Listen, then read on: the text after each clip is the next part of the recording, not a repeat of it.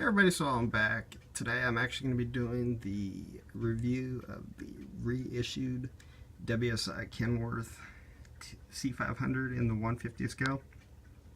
Before I go too further, never mind that ticking in the background. I actually have a few of those kind of like magnetic little tabletop stands that move around in the solar one, so you're going to hear a little ticking. So please never mind that. And okay, so let me get started. So on my right hand side, I just received this yesterday. So again, it's a reissue of the first Kenworth C500, and by looking at it, there's very few changes that I was able to find. My take on it's going to be that WSI simply reused the same parts from the original one. There hasn't been too much in the way of change. So taking a look right at the interior is like the biggest, I'm not gonna say change, but it makes it for a good conversation piece. When I picked it up, I noticed that it had everything minus a steering wheel. Look at that right there. So I'm probably going to go ahead and list this one, title this one as Kenworth C500 self-driving tractor. So, and I tried to get the door open yesterday with my pick, but the smokestack has a little bit of a loose point on the top. So if I try and get it open, more than likely the little scalpel is going to knock that thing right off, so I'm just going to go ahead and leave it closed.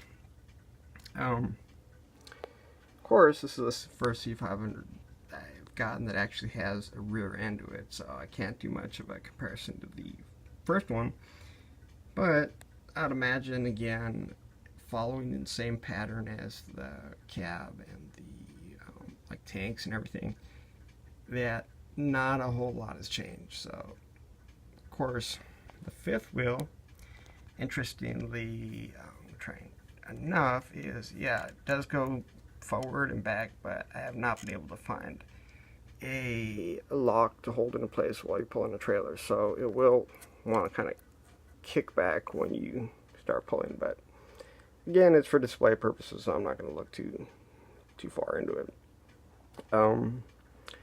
The wheels over the line of different C500 variations, they have been different even across the original edition. For example, the white C500 came with these vocational wheels with black hubs compared to the chrome ones found on other editions of the original. So not too much difference there. The amber strobe lights are the amber's a little smaller and less noticeable compared to the first one, where they were bigger and a lot more clear. So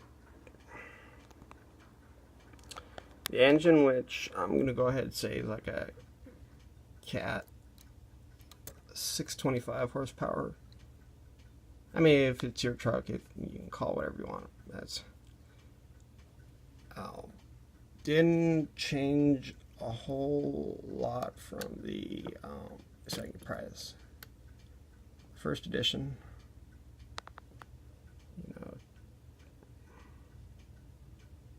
So, and it's funny because the left panel always seems to be the trickiest to pull open. It's like that. There we go. Okay. Compared to the right one, which just opens right up. So, let me see. Undercarriage, about the same. I mean, hose and plumbing work, not a whole lot. Of course, one of these days I do gotta invest in a really good tripod, because trying to hold it with my non-primary hand really doesn't work too well. Okay, so I'm gonna set that right back down. Probably because I have it in zoom mode. Let me see if I can scale that. Okay. And a comment I noticed was that the front grille does kind of bend in a little compared to the first edition, which at least on mine I can say it doesn't, but I can't speak for every first edition C500 ever made, so I'd imagine that quality could vary on which truck you actually get. And I did notice in the listings on eBay that, yeah, some of them did have this already, so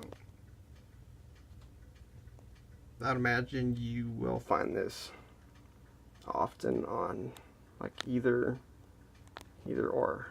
So, okay.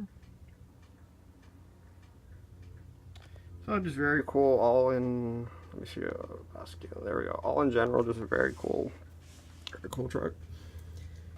And I'm really glad that they didn't change the interior, because I would have been a little sad to see that like Bordeaux red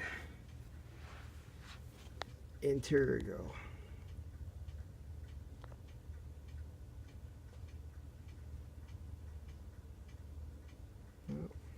Of course, again with the windows, just like the first one, if you were to shine a flashlight through the side, a really good flashlight, you can actually see that there's light coming in through the glass. It's just like overly tinted.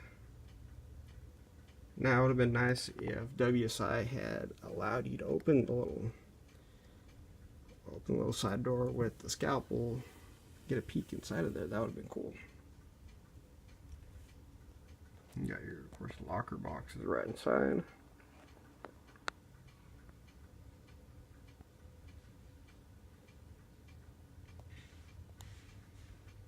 Yeah, chrome mirrors, tanks.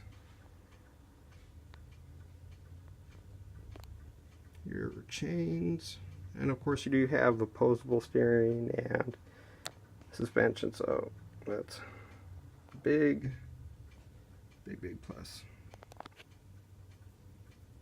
Oh yeah, and I would imagine it was during the shipping that my first step, like right here, at some point in the trip popped off, but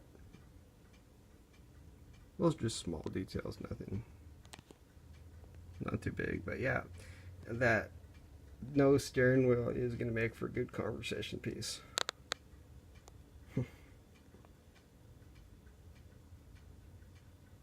All in all, I'm going to give it outstanding, and good job with reissuing. Good job, WSI.